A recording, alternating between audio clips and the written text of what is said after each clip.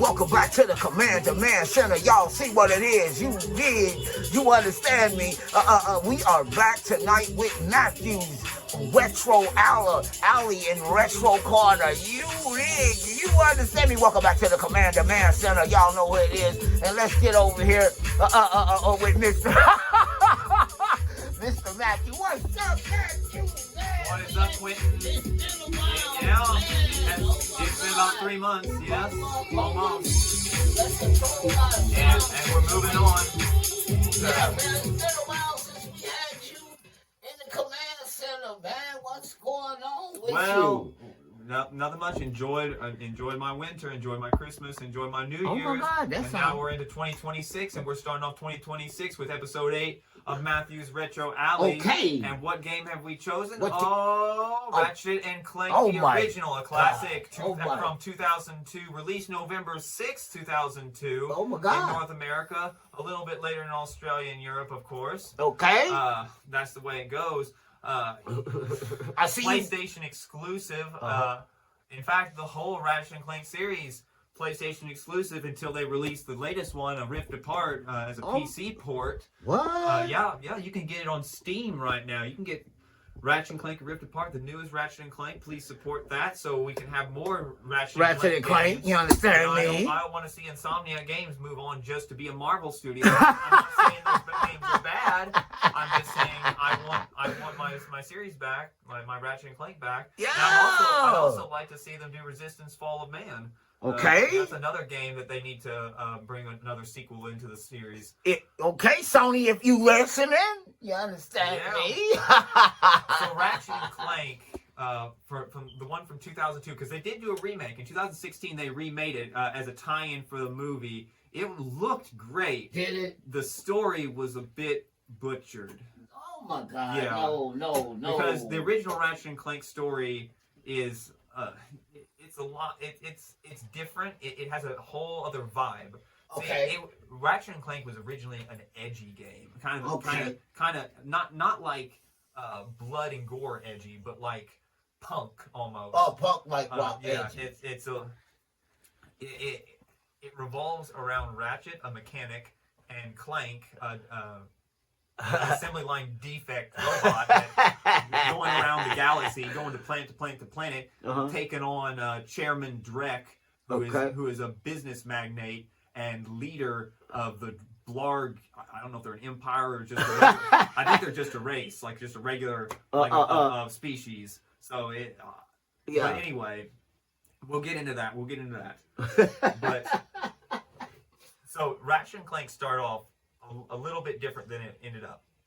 It started off as kind of a lizard in space with guns. Okay.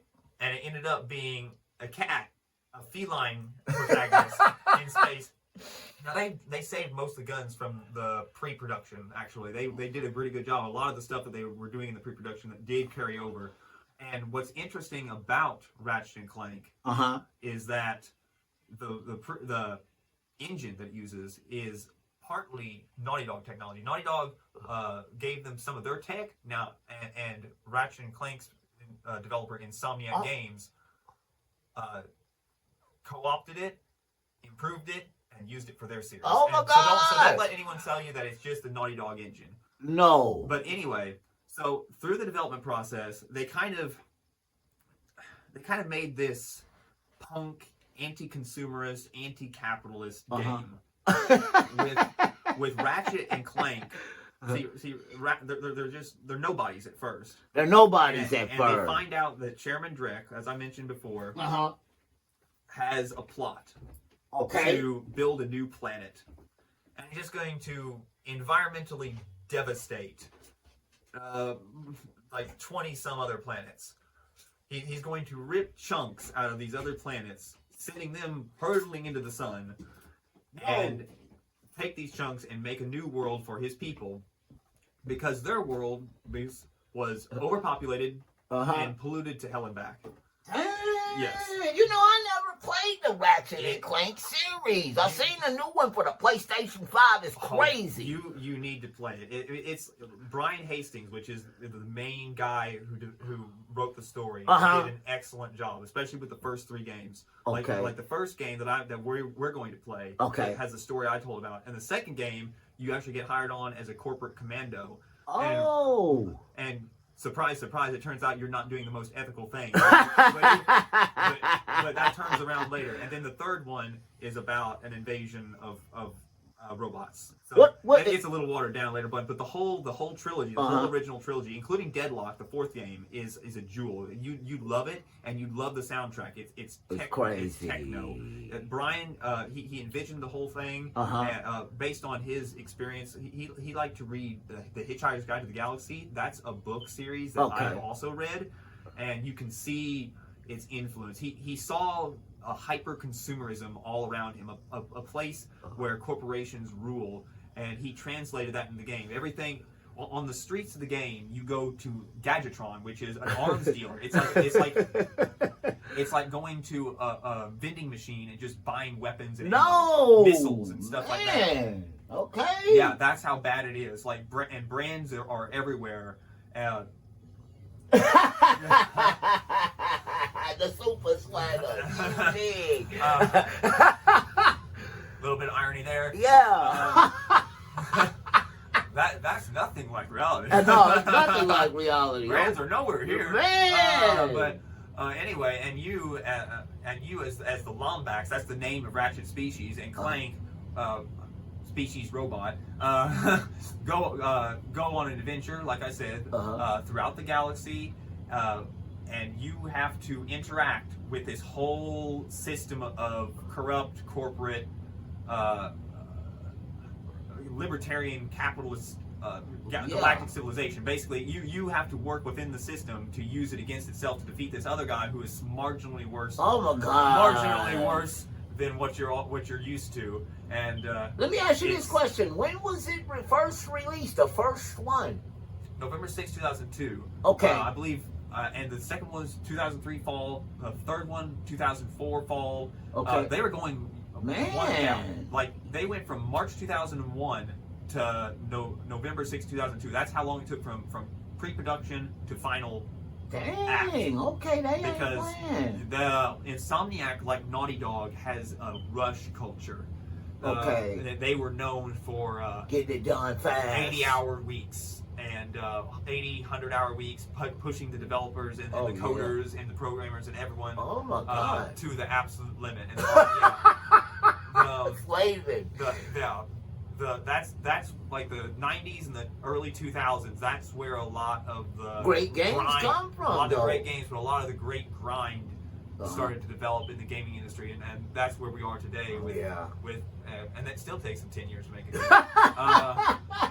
But the real question on Ratchet and Clank is, can you fire your guns to the beat of the background music? Really? And that's what I And what's funny is I during the recording I did not play my music because of a technical glitch. So I didn't get to hear all that great techno funk beat that is the signature of Ratchet and Clank. So I was playing that game in silence, and it was literally torture. No, it wasn't torture. You're right. It was figuratively. It was figuratively torture. That's right. Not literally. Oh my God! Have you played the new one? I have not played A Rift Apart. I thought about getting it on Steam. We got to get that. We got to get that so you can take a look at that. I haven't beaten the second or third game. I played them. And the fourth game. I played and beat the first game. Played and beat the fifth game. The sixth game. I skipped the seventh game. And Rift Apart is the eighth game chronologically in the main sequence. I have not played the remake. It's 8 of them. There's 9 of them counting the remake. And no, wait. I've also played Size Matters for the PSP because they also made some for the PSP. They made 2 games for the PSP. I played one of those. God. So So there's technically, I think, 11 games. There might be 12. There's 12 counting if you count one of the DLCs as a standalone game.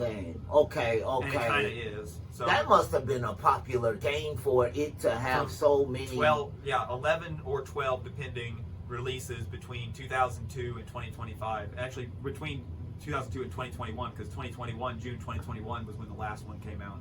Oh, I see it a lot, and I just never played the game, man. You know, but it looked like it's a fun game to get into, man. I just never got into it. It is one of the best.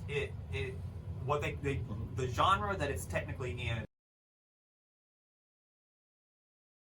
Yeah, and what was you? Yeah, man. Oh my God. Right, so it's currently classified as a third-person shooter because of the innovations that the later games made. Yeah. Like strafing and the weapon switching system, and they de-emphasize the platforming, but the original game itself is a platformer first and a shooter second, and you really kind of feel that because there's no strafing. You can't go left or right while shooting. Okay. And there's like a manual aim system, but it is less than ideal. Okay. But the weapon system, the weapons themselves are fantastic. Not as good as the later games, because the later games did really perfect the weapon system.